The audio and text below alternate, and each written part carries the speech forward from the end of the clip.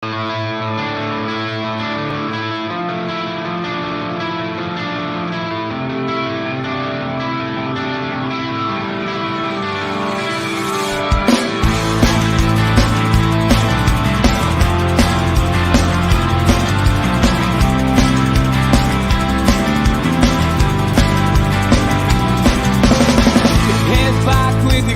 attack. It feels like I've been talking to myself again.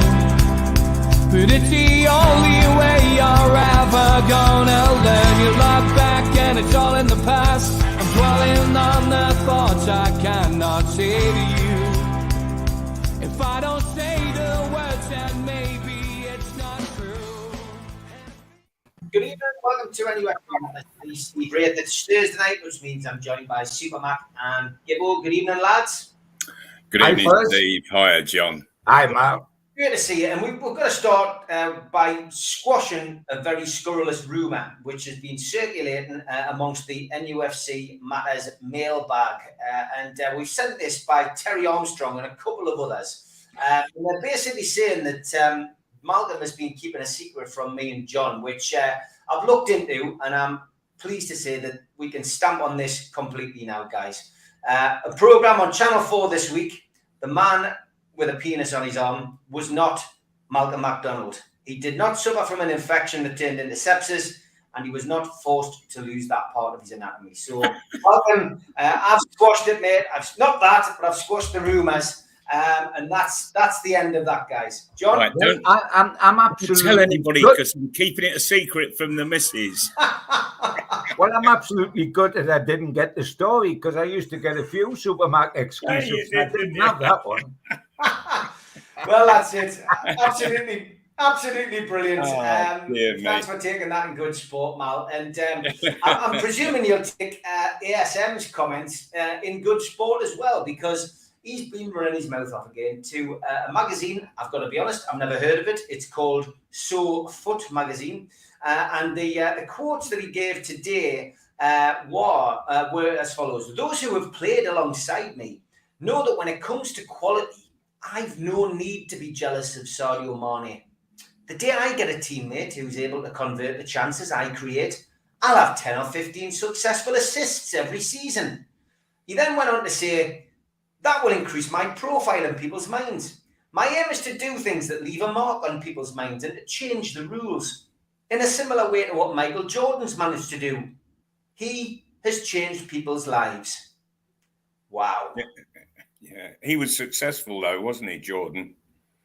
I mean, where's this come from? I mean, we know as a footballer, you can speak to various magazines. Things can be taken out of context, but that really cannot be any more straightforward, can it? He believes in his own mind that he's putting the work rate in. He is putting the balls and crosses in, but we just haven't got anybody to finish Steve, it now. What you've just said, I think, is so true, because and I think that he has kidded himself into believing that he's doing great things, and I have no respect for the man at all, because he's kidding himself, and he achieves next to nothing. Yes, he's got all sorts of ball skills, but the way that he uses them, he'd be better off in a circus. I mean, John, again, you've interviewed former players and current players, and you get the scoops like you mentioned there with Mal. But I mean, this is again, it's bad timing as well. That the team's doing well. We've more or less achieved our goal now, which was survival again, and we're hoping to build. He probably wants to be part of the dream, but coming out with things like that, it's going to rock the boat. It's interesting because earlier this week, after we lost to Liverpool, my Monday column was, we found out the gulf and what we've got to do to get there, etc., etc. My Wednesday column was, let's not get too despondent about the Liverpool result and the possible result against Manchester City, because what Newcastle have achieved in 2022 is more mind-boggling than anything achieved by Liverpool and Manchester City, because Liverpool and Manchester City have been a work in progress for 2 or 3 seasons. They are what we want to become, but they've been building for 2 or 3 seasons. What we've done from January, when we got knocked out of the FA Cup at home to Cambridge and were second bottom of the league, to going into the Liverpool match 9th top with all the points, that is more sensational and unexpected than anything. And I was sort of saying, please take heart. And I finished that article by saying, what are we going to do next season? A, we need a centre forward that will score goals, which is something that Saint-Maximin was touched upon. But B, the significant part is that I've finished by saying, and can Newcastle, dare Newcastle, build their side round Alan Saint-Maximin, as has been suggested by certain people within St James's Park? And I've said on the plus side, exciting dribbler, blah, blah, blah. On the negative side, does plays in blinkers and likes to lie down. And then my finishing sentence was, what do you think? And I have never had such a response from Newcastle fans in all my career. And it was split, as it would be. It was split between people saying, sell him, get rid, he'll never do, to people that saying, yes, he's got potential, coach him properly, encourage him, and he'll be a superstar. But the point I'm making is that I've got more response of that statement than I have on any other article I've written. And the interesting thing, and I'm referring to it in the column that comes out in the Cron tomorrow, is that Tony Cascarino, who we might remember, the old centre forward that played at Villa and Chelsea, Marseille, and Republic of Ireland 88 caps, jumped in on the whole thing himself and stated that, in his opinion, Alan Saint-Maximin wants to be an elite player, but never will be, because he flatters to deceive. He hasn't scored since the end of last year. He hasn't had an assist for Yonks. And that he's a bit like Traore, and one of the guys, I think, at Watford, who he was saying, Cascarino, are very, very exciting wingers, but don't live up to the hype. They do it 1 time out of 10. And he was of the opinion that Alan Saint-Maximin will not be what Alan Saint-Maximin wants to be. Now, it is very controversial. It's amazing to come out, because when you come out with what he's just said there, guys, you've got to play with these guys on Sunday. Yeah. And are you suggesting they're all duff, like, and John, you're making chance after chance, and everybody's missing him? John, the game has changed. The way things are in a dressing room has changed. If somebody said that about the rest of his team, the next morning when he walks in the dressing room, somebody would right-hand him. In the old days, yeah. Or they get him on the training field and they kick him all over the place. And people didn't mess about back then. And to say that about his teammates, good heavens! How's Wood feeling? I know that he's not had the most successful of times, but it would help Wood if ASM was getting a continuous supply in for Wood and forcing Wood to run onto it. The funny thing is as well, Malcolm, that he has suggested in that article that he doesn't have to be jealous of Mane. I would suggest that 9/10 of the players in the Premier League are jealous of Mane, because he and Salah, these can still win 4 trophies out of 4 at this late stage of the season. Mane just won the African Nations Cup, didn't he? Which is with his country. And, he's saying he would have 15 assists. Mane has that number of assists and about 20 goals to go with the 15 assists. I mean, absolutely. Yes. You're almost in fantasy land. I mean, I like a guy who has got big opinions, big ambitions, if he's got the talent to back it up. And there is unquestionably talent deep inside Saint-Maximin. But the last time he made a big statement like that, he was going to win the Ballon d'Or, wasn't he? Remember when he said that? He was going to win the Ballon d'Or, which, I mean, I know Ronaldo and Messi have sort of just gone slightly over the hill, like the grand. Yeah, they have got in his way, though, haven't they? I don't think he's going to win the Ballon d'Or. I don't think he's going to. Lewandowski and the centre forward of Real Madrid might have something to say about that. To be honest, John, Moxie Mag says, I think ASM was misquoted when he said the aim was to one day win the Ballon d'Or. What he meant was to one day hit the barn door. It definitely makes more sense. Now I'm beginning to get into the world of reality now. I thought we were on Fantasy Island instead of St. Mary's Island. Okay, let's move on to another contract being signed. And Newcastle United have confirmed today that the long-serving defender, local boy, of course, Paul Dummett, 30 years of age now, has opted against running down his contract for a move elsewhere and instead has signed a 1-year contract extension, which, of course, will take him into his 10th year as a professional at the club. John, good news?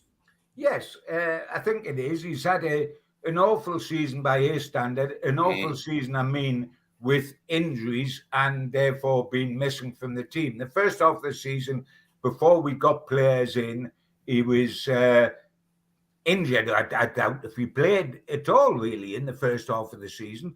Then we got Target in on loan, which was going to restrict him. He did get an injury. How many games has he started this season? 3 or 4 off the top of my head without knowing it'll be all it is.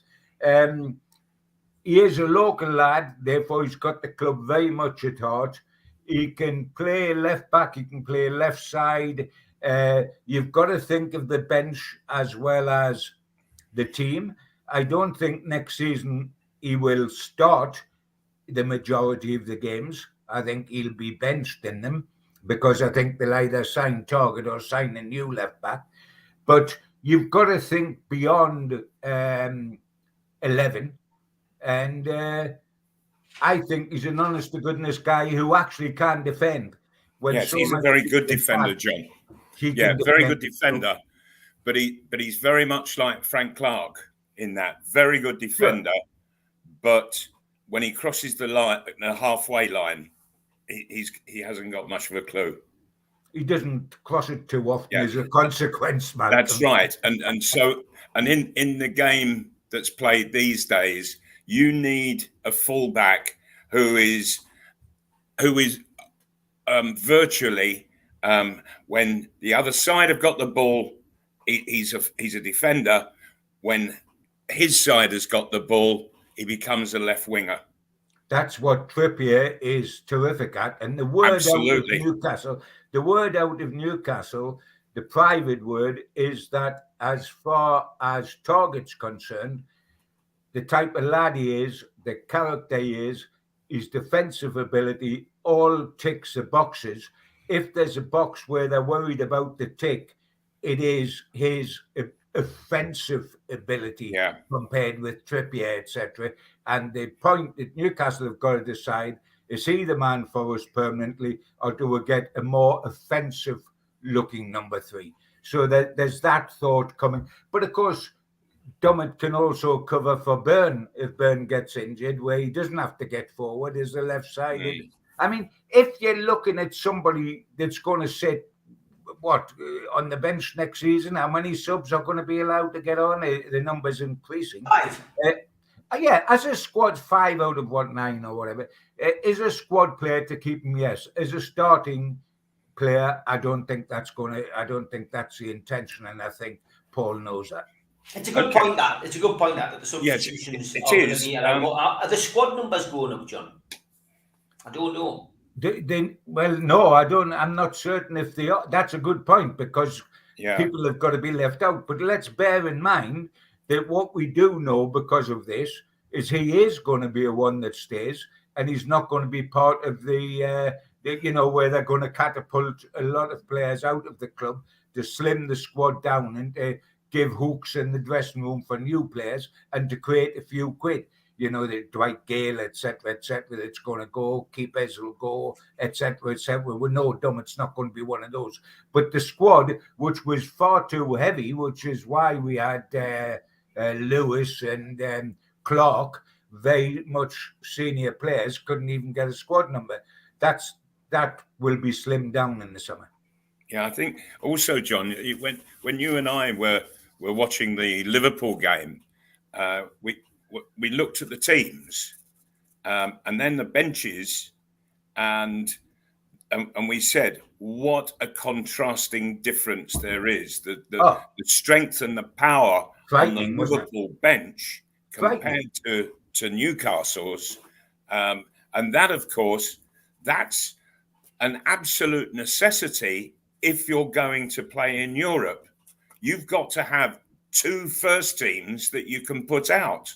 And so your bench is virtually going to be an instant replacement for whatever's on the pitch. I think stepping stones, and I know that is boring to say, but stepping stones. Yes. We're not going to play in Europe next season when Dummett will have 1 year left. More players will come in. Hopefully we could qualify for Europe, for the Europa Cup, maybe qualify next season and playing it the season after. I think by the season after comes along, the squad will be very, very much changed. But it's like anything. You build bridges, you put stepping stones in. We've got to get from A to B to make C when C's Europe. And obviously Malcolm agrees with that because he's left the whole stage and he's absolutely disgusted. Sorry, I was actually just looking for a paper, but my wife's nicked it. Blue Ribbon Boy asked an interesting. I just wanted to make the point on the conversation that we're having that throughout all of the years that Ashley was the owner of the club, you could never have imagined a first paragraph like was in the Daily Mail today, and they were talking about Lingard leaving Manchester United, and they named 4 clubs who were all possible signatories for him signing, and it was Juventus, AC Milan, Bayern Munich, and Newcastle United. And you think, wow, in the last 15 years, we would never be associated in that kind of company, even in a paragraph on the sports pages. But there we are. And from there, you think, right, we've got to build on things like that, make those stories become reality. Blue Rhythm Boy says, is this curtains for Lewis, assuming the target signs? So obviously with Dummett signing a contract. Yes, I can't see Jamal Lewis when Eddie was asked about him, said, yes, it'll be nice to see him in pre-season. He was unlucky. He had a couple of injuries. What are you going to say when the guy's with you? You're going to say nice things. You're going to try to keep all the players happy. But you're right. We're going to either sign Target permanently or sign someone else permanently. We're going to have Dummett, etc., etc. Lewis will be. Life's tough. Malcolm talked about it last week. You can't have sentiment when you're looking at a squad. You've got to jettison some people. Whether they're decent players or they're nice guys is all irrelevant. If you've got somebody better, people have got to go. And that's why Lewis will go together with the obvious people like Dwight Gale and Hendrick and Darlow Woodman and obviously Clark, maybe Isaac Hayden, a wonderful servant to Newcastle, etc., etc. But I think time's now passed them by. There will be people that leave this club, and I think Lewis will be one of them, because funny enough, when Malcolm was describing what you need by a left back these days, Lewis is exactly the opposite to Dummett. He can fly forward and go over the halfway line. Can't defend. But defensively, he's absolutely hopeless, which Dummett isn't. And I think Paul's a stepping stone. But I can't see mind, what you've got to say, guys, is that when you've got a lengthy contract like Lewis, he only goes if he's prepared to go and if somebody will put the money down, because you can't force him to go. But he can sit on a contract if he wants to. We've just seen Dwight Gale doing that, haven't we? So yes, if they get an offer and if it appeals to Lewis, he'll go. Somebody, Mark Edward Brown puts, great to see the owner's been sensible with contract as well. Seem on the ball in terms of how long they should be. Gone are the days of the Mike Ashley 10-year contract, thankfully, which is a great point. Mark, thank you for sending that in. Geordie Toomba Life says, evening lads, it's good news for Dummett. That will be 10 years at the club as a first-team player. Will he get a testimonial? I'm not sure. There aren't such things these days. They don't do them anymore, do No, they? they used to do them because of the wages, didn't they? Because you did. This was a loyalty bonus to you, if you like, for staying loyal, because you'd missed out on getting money elsewhere. But on the wages some of these guys are on today, I'm not talking about Paul. I'm generalising about some of the stars. There's no need for testimonial. You'd have to give it all to the taxman, because the amount of money you would have got in a year would be phenomenal. Yeah. Simon Davies says he's not reading too much into ASM's comments. A young lad with a big ego and ambitions. He has to just prove it now with better players around him. Trolls says, not sure about the ambitions part of it. I don't see ambition in him at all. Yeah, it's a question mark which will always remain over his head. Rather keep Lewis than Dummett, in my opinion, says Trolls. Oh, no. No, definitely not. Well, Dummett's 30, Lewis is a young lad. We've seen what Eddie Howe has done with Joe Linton, etc. Just playing devil's advocate now. We bought Lewis from a side that finished bottom of the table, just been relegated, and had one of the worst goals against in the history of the Premier League. You know, that was good business, wasn't it? Yeah, I get your point. Roger says, I think Lewis will be gone because Manquillo and Trippier can both fill in at left back. I still think we will bring somebody else in. John says, John from QTech says, the takeover's done wonders for John and Malcolm, both doing a Benjamin Button. They're getting younger every week. I've always liked that BB, I tell you. I'm talking about Bridger Button, not Benjamin Button. Lewis and Manquillo are both gone, says Ian, and the list of outgoings, says Simon, when you run through it, will easily fly past 10 if we aren't careful. Michael says number of subs might be going up, as I'm sure the quality will most certainly will be.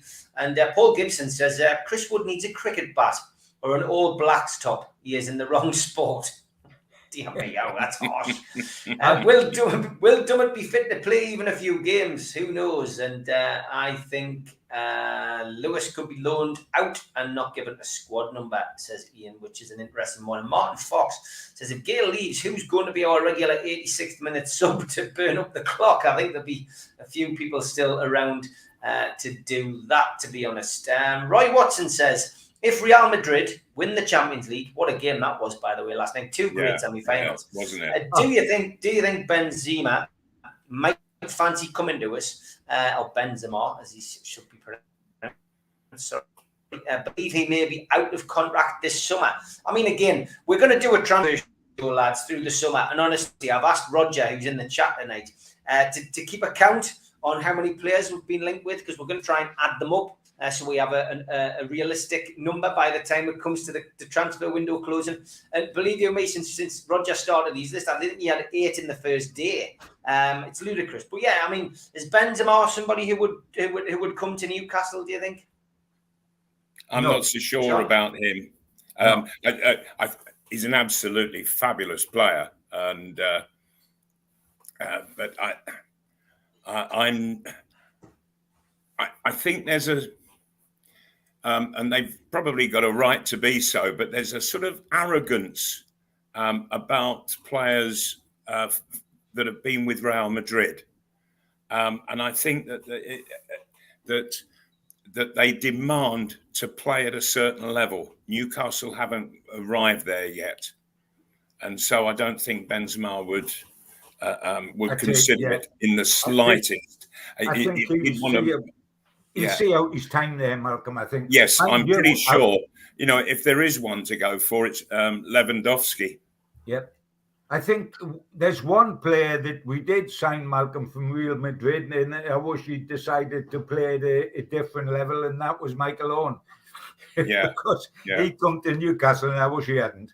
Well, he came to Newcastle, and if you remember, John, within I think it was his first month, and he played for England and got a really nasty ankle injury. And that was him. He was out for heaven knows how long. He'd already lost his critical yard of pace, so Mal, hadn't he? He had. I certainly agree with you on that. Yes. I think Newcastle thought they were signing the bloke who played at Liverpool, and they were signing a different guy. Just happened to have the same name, a bit like that penis thing early on. That wasn't you, and wasn't Michael Owen. David Blythe says, Trossard and Basuma, we're going to do a transfer show throughout the summer, David. We'll keep those kind of requests for then, and we'll try and do a bit of digging into some of these stories to see what the actual genuine stories on what on. Oh, I see they're ready in the site for Shearer statue. Yes, Gary, we've seen that. Steve says, under Ashley, players were safe and had no competition. Now with new ownership and manager, they kept players on side to get safety now. Some players must know that they are not being kept, which is interesting. And Billy Trey says the only ambitions ASM seems to have are personal ones rather than team ones, which is what I think we've said on this show for quite a while, Malcolm and John especially. And Trull says, well, that's not Lewis's fault. The more centre-backs not doing their job, but get what you're saying. Just trying to agree. Tom says, Malcolm and John, would you go for Jesse Lingard? We have been linked with him again in the summer window. I mean, Malcolm touched on it earlier. I would go back in for him. It's quite clear from his brother's social media posts that he won't be staying at Manchester United, Mal. But it would be a good signing, I think, for Newcastle. And I still think we've got a chance of that because of his relationship with Trippier. I'd be interested to see how it all panned out then, Steve. But I'm still wary of the attitude that he will come with leaving Manchester United. I don't think Manchester United has been a good breeding ground for players. Two things on that, Mal, I think. One is, I thought his attitude at West Ham was excellent when he was on loan, and he scored a pile of goals. The second is, at least to start with, and that's not good enough, it's got to be permanent, but at least to start with, he's going to be going like a rat up a drain pipe because he's trying, he says, to get back in the England squad for the World Cup finals. Sure, and if he's serious about that, good luck to him.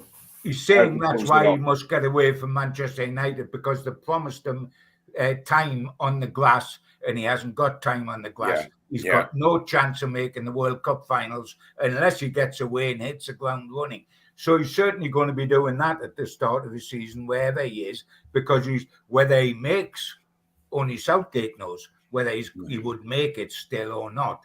But yes, I would.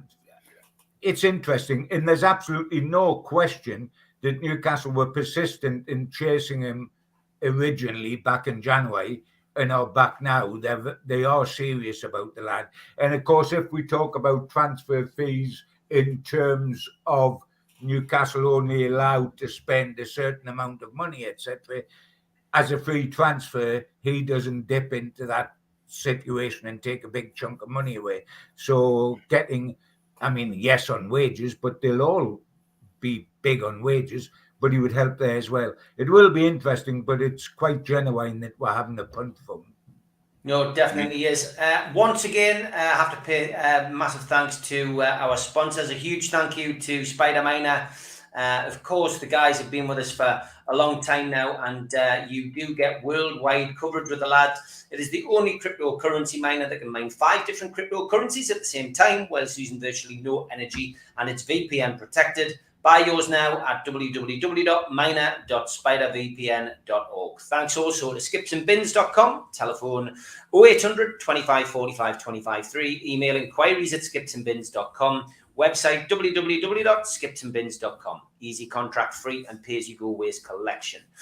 Thanks also to L&G Family Funeral Directors 01913897245 and to Garden of Healing Dispensary CBD Hemp and Cannabinoid Specialists www.thegohd.com.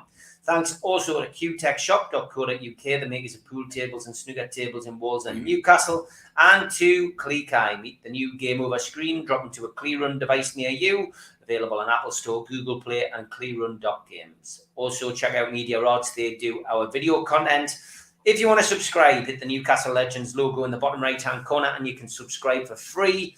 Over 250 new subscribers this week. So thank you very much. We're closing in on 48,000, which is fantastic. Hit the thumb up to like the video tonight, which does us the world of good. Click share to share to your social media, and drop into the comments to post a comment to Malcolm or Gibbo, or to chat to like-minded Newcastle fans. And you want to catch up on Spotify or iTunes or other podcast providers, you can. Will be a slight delay this week because Neil Jackson is on his jolly holidays, who does that for us. But once he is back in the Media Arts office, normal service will be resumed. If you want to become a member, click join on the YouTube page. And don't forget, if you are a subscriber, then you get a free car sticker. Just contact John at NUFCmatters.com and he will post it out to you. We also do a talking at the Dog and Parrot, and our final game of the season will see Malcolm on the Monday night doing a pre-match and a post-match for the Malcolm MacDonald Derby. Arsenal at home. And that should be a cracking night. We will look forward to seeing as many of you pre-match and post-match as possible. Get yourself along to the Dog and Parrot for what will be an excellent day and night. And we also support the food bank on here, NUFC fans, foodbank.co.uk. So please support the food bank by donating to the match day bucket. Don't forget, the end of season due is the 24th of June. Tickets are £12. And the event is Mick Lowes and Andy Griffin at Shearer's Bar. And we've just confirmed before we came on air tonight that we will be doing an event with Malcolm and Gibbo at a rather unique venue. The Supermac and Gibbo talking will take place at the Surf Cafe in Tynemouth, which only holds 35 people. So it's going to be quite an intimate show, quite an intimate event. Tickets will go on sale next week. And it will be a 7:30 start down there on the 16th of June. So more details about that event will be forthcoming next week. So keep tuned in to NUFC Matters to find out more. Lads, I'm going to ask you, should you ever go back? Because obviously we are coming into the end of the season and the transfer window, and we've been heavily linked with two former strikers, Alexander Mitrovic and Ivan Toney, two former players of this parish who didn't do as well as they should have done maybe at the time, maybe didn't get the chance, didn't get the break, or weren't good enough, but linked heavily with returns to St James's Park in the media already. Mitrovic has smashed the goal-scoring record in the Championship. Tony's had a decent debut season in the Premiership with Brentford. John, should you ever go back? That's a great question. And there's always a yes and no to it. For example, if you want to say it's worth going back, then the greatest example of the lot is Peter Beardsley, who we went back for. And but of course, Peter was a genius, so you knew exactly what you were getting. We had him the first time when he was a young man with Waddle and Keegan, and then the first thing Keegan did as a manager was go and bring him back, and he was terrific yet again. Interesting with these two because they're totally different sort of characters. I don't think for 1 second that Fulham will sell Mitrovic. Let's turn it on its head, whether we want him or not. They won't sell him. He's just scored 43 goals. Have just come up to the top division. He is walking on the Thames down there as far as Fulham fans are concerned. They would burn the place down if you went back up, where you keep going up and down like Norwich, and the first thing you do is sell your 43 goal centre forward. And of course, he knows that he's well off there and well thought of there. I think that's an absolute no-starter, whether we wanted him or not. And I think we could do better. Those goals were in the Championship. Ivan Toney's interesting because he never got a chance here. and he's looked a proper player and a proper centre forward at Brentford. And with the 15 assists that Saint-Maximin's going to provide for him, he should have a field day next season if he came here, Tony. But it's interesting. He could have a very good and decent career ahead of him. Brentford wouldn't want to sell, especially if they lose Eriksson, who you've got to feel that they probably will, because his contract's up and he may stay, but, big clubs will be in for him, I think. That's an interesting one. I think Mitrovic's an absolute non-starter. And I've got a feeling that we might have bigger fish to fry somewhere else than those two lads who are very different. But no. Yeah, I agree, John. I would never go backwards and look to sign somebody on for a second time. With Mitrovic, I saw the comment that he's not quick enough for the Premiership, and I don't think and I think that the writer of that is right. He's not quick enough for the Premier, but also I think that the quality of centre halves, they suss him out much better than they do in the Championship. He's been phenomenal in the Championship, but I think that's his level, and I think he will struggle in the Premiership next season. So it'll be interesting to see how he does go. But no, I wouldn't touch at all. When he was here, what he wanted to be wasn't a successful footballer. He wanted to be a crowd pleaser, and that's it. And we're sort of, and we've got another one in Saint-Maximin. He's looking to be a crowd pleaser rather than win games for Newcastle, make goals, score goals. That's the real and true job. Mitrovic, he's been absolutely fantastic for Fulham, and they've been playing some terrific stuff. I saw them absolutely demolish my other old club, Luton Town, and of course I'm in the situation right now because that hasn't put Luton out of the playoffs. They're still there and scrapping to make a playoff place. But should they win the playoffs, Fulham are champions, and all four of my clubs for the first ever time would be all in the Premiership together. Yeah. Newcastle, Arsenal, Luton, and Fulham. Yes. Amazing.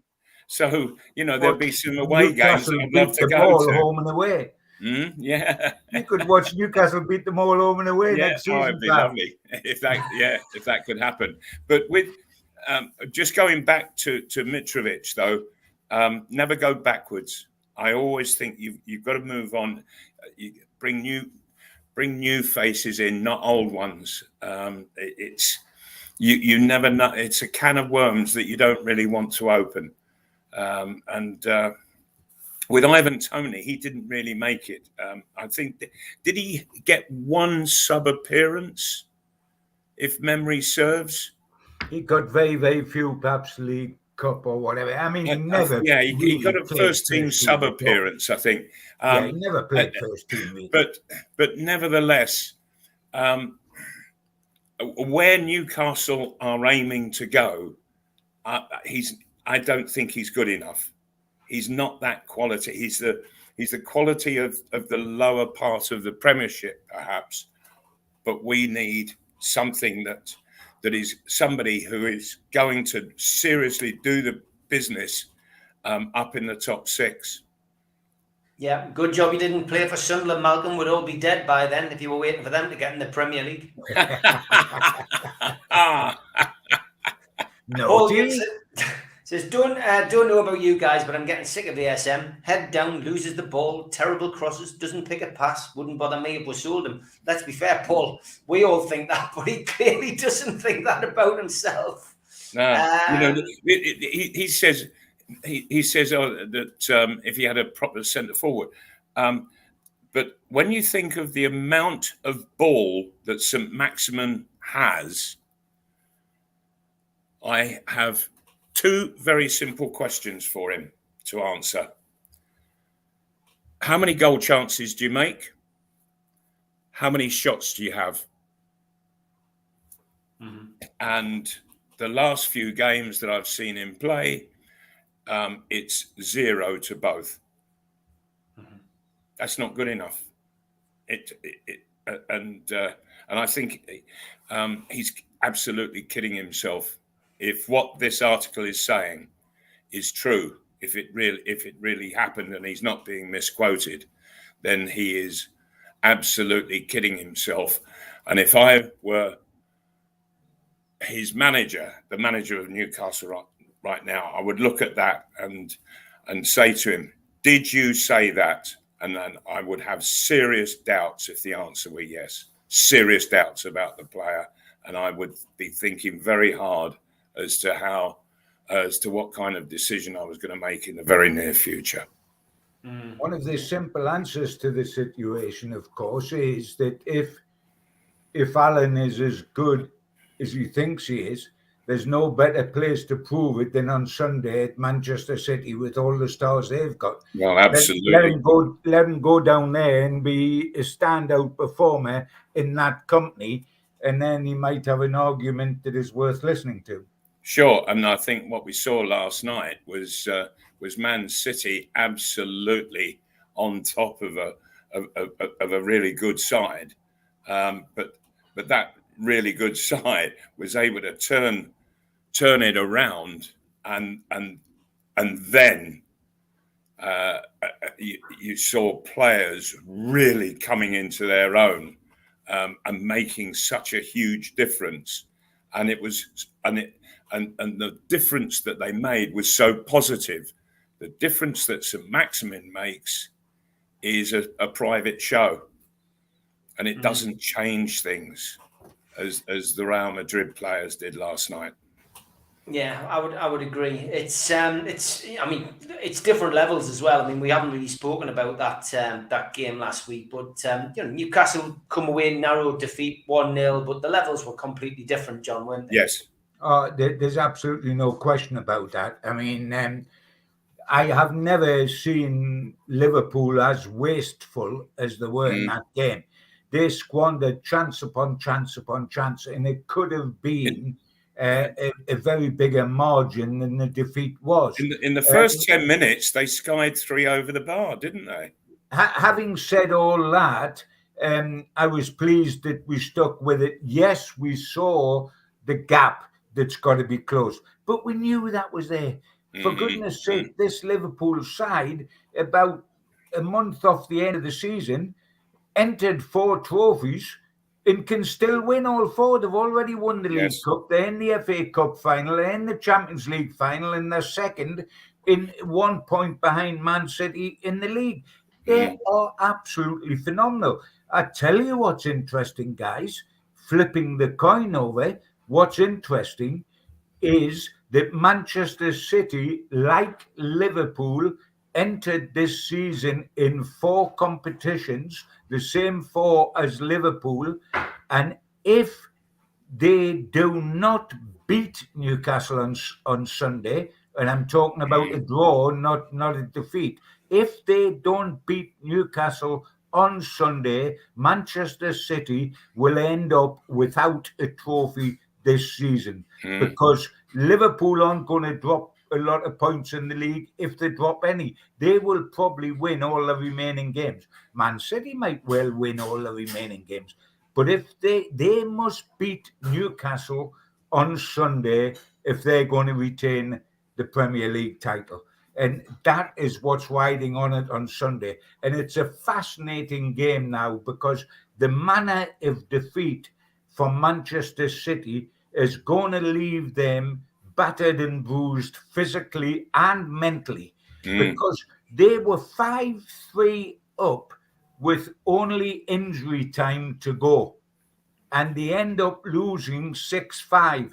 They were already at Paris. There was fans booking their tickets to go to Paris from Manchester, and they lost.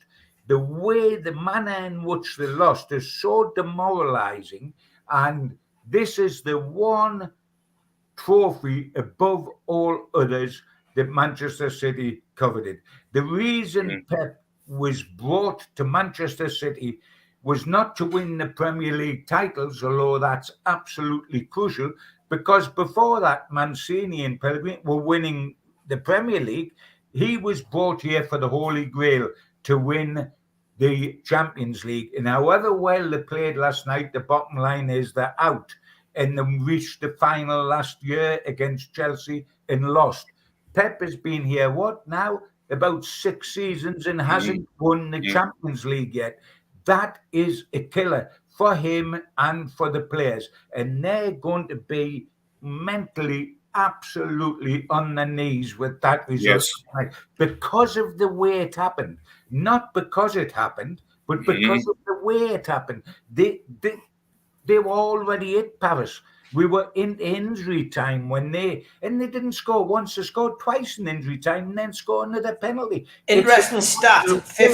Fifth time in as many seasons it's happened in the Champions League that they've conceded 2 goals in the last 6 to 10 minutes. That's like a choking thing psychologically, isn't it? Well, if you look at it, over the 2 games with Real Madrid, they let in 6 goals.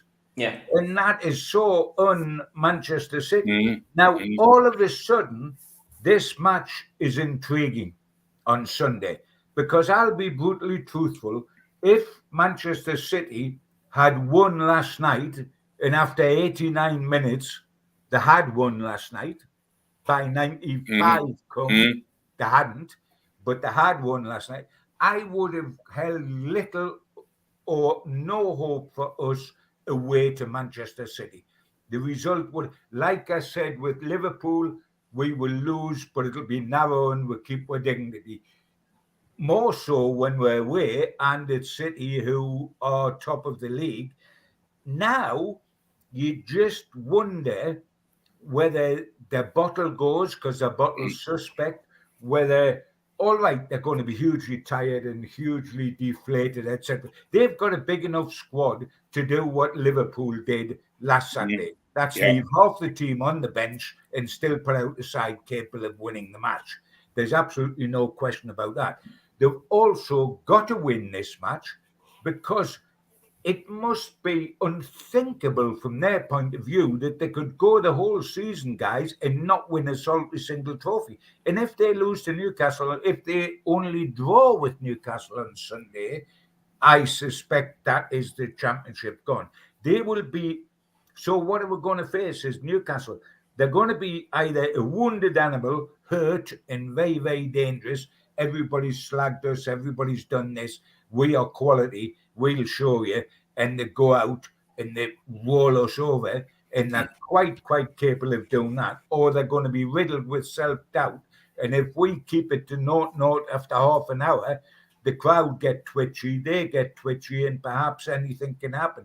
It is fascinating. But from a game where I felt we had no chance, we've got a real chance of getting something. I'm not suggesting we're going to go down and win and it's going to be a walk in the park, but it is fascinating, and it's staggering to think that Manchester City are in the position they're in, where if they blow this, they haven't got a trophy at all. I tell you what's very interesting, guys, and that is Jordan Henderson, who's an out-and-out Mackham, will be cheering like Billy for Newcastle United.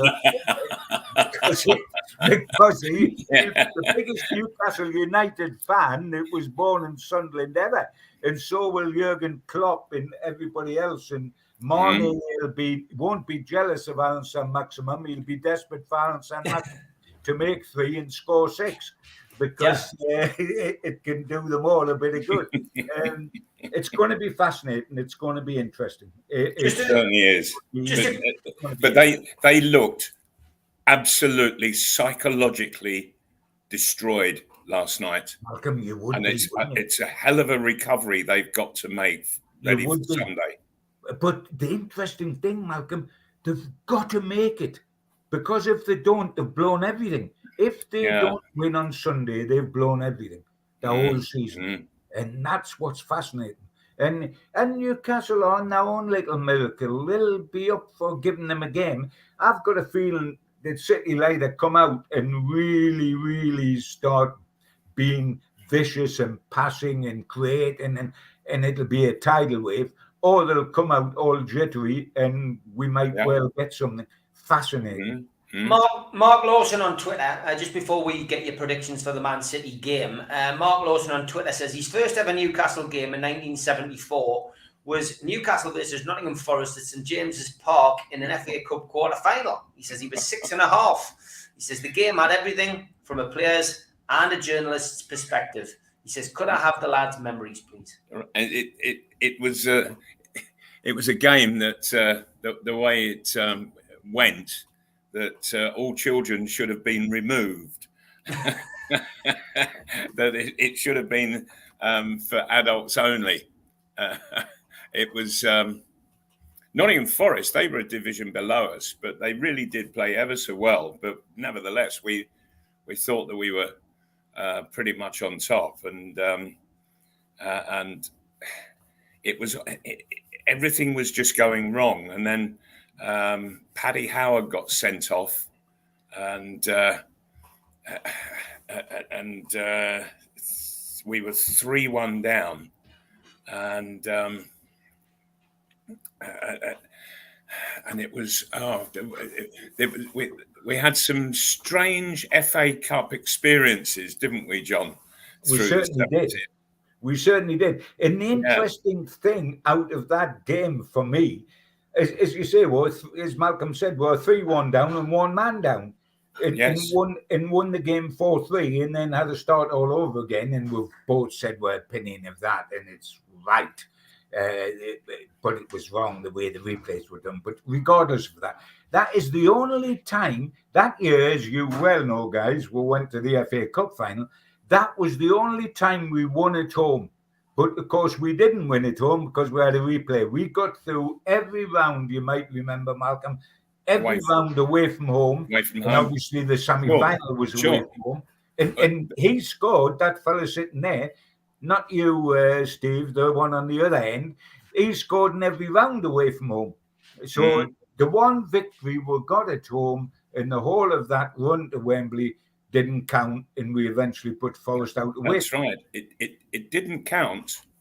And the FA, they said the game must be played again. But it must be played on a neutral ground. And so we went to Goodison Park. And we played there and we drew. Now here came the most extraordinary decision, which denied Nottingham Forest from having a home game, because the FA said it must be played again as a replay at Goodison.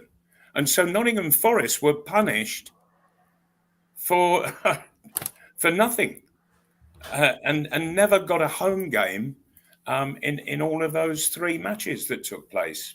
Absolutely extraordinary decision by the Football Association, but we beat them, and narrowly, at Goodison in the second game, and we beat them 1-0. 1-0, your goal. I think, yeah. Fantastic. There you go. Hope that answers the question. Quick one from Malta Whitty. He says, where do you think we'll finish? I'm going for 9th, which is phenomenal if that happens after the last few months. I think we'll finish top. I think we'll finish in the top 10. I can see us getting above Brighton, and can we stay above Leicester? I'm not sure. But then Wolverhampton Wanderers, dear me, mind, they were shocking, weren't they, at St James Park? Dear me, they were absolutely appalling. But we're 5 points, 5 points behind Wolves, and then 9 points behind West Ham. That's there's no way we can get anywhere near them. I honestly think we can maybe improve one place. I honestly think. I'm almost in this wonderful situation. I don't care because we've stayed up ages ago, and I'm still dancing on the ceiling like Lionel Richie. So I don't particularly care. But the one thing I've got to say is that if I'm being honest, or perhaps it's me putting my miserable head on, we're now 10th. I think we've dropped one place, having lost to Liverpool. Yes, I think we might be 11th or 12th. You've got to bear in mind, we've got to go to City and get something. We've got to beat Arsenal at home. We've got to go to Burnley and beat Burnley, who are might desperate for points. Yes, absolutely. We've got to do all that in the next 3 games if we're going to get higher than we are now. And I don't think we're going to do that. I don't think we're going to win at City. Yeah. And Arsenal's going to be difficult. They're desperate for the last Champions League place. Right. And Leicester have got games in hand on us. They've got 2 games. Crystal Palace has got 1 game. I think we could be 11th or 12th. But I tell you what, sitting in January after Cambridge had just smacked my bum, I would have settled for 4th bottom and been absolutely relieved, I'll tell you that. So there you go. Newcastle United. Because if you think back over the last few seasons, Man City never easily beat Newcastle. It's always a tight game, and if they win usually by the odd goal. Yeah. And so with what's happened now, and I just think, hey, come on, you're so used to being up there and winning games and what have you. What has happened against Real Madrid and the look on their faces, the void that was in their eye sockets, they just look completely empty. Well, it's a tough game. It's a tough place to go to. It's a and I just wonder whether we're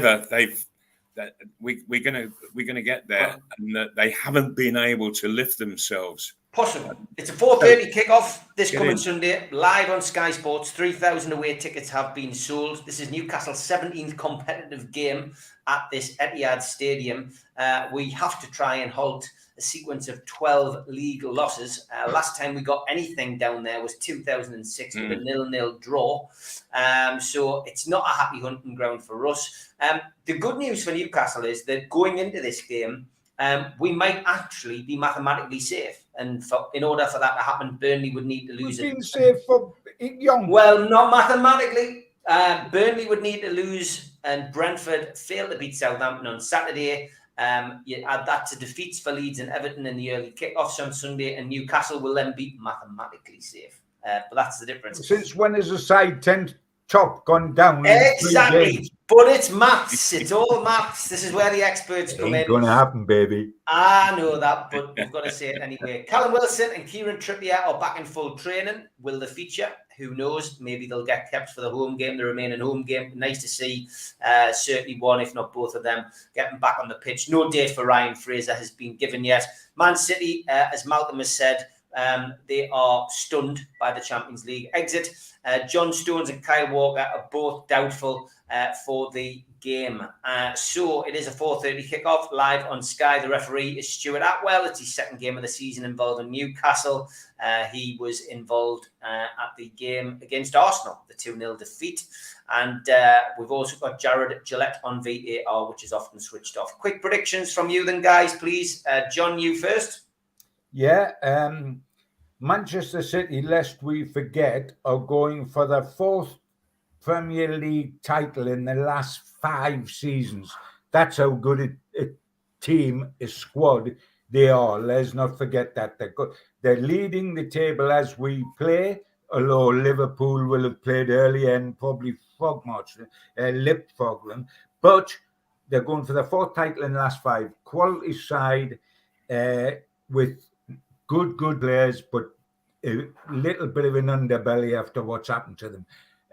My head tells me that they'll regain their composure and grind out the sort of result that Liverpool got up here, beating us by a goal. However, my heart tells us that we're going to get a draw.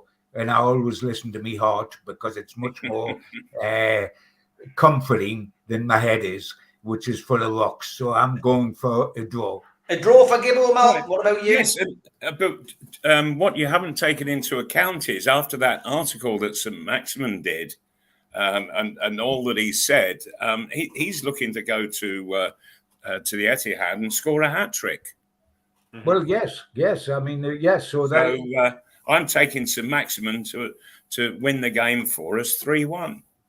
Well, there we go. Wow. Well, and I thought the two least likely predictions ever. You guys never cease to amaze me. Great to see you guys. As always, thanks for joining us and look forward to seeing you both next Thursday. Have a good weekend, lads. And you guys, all the best, enjoy guys. it. Bye.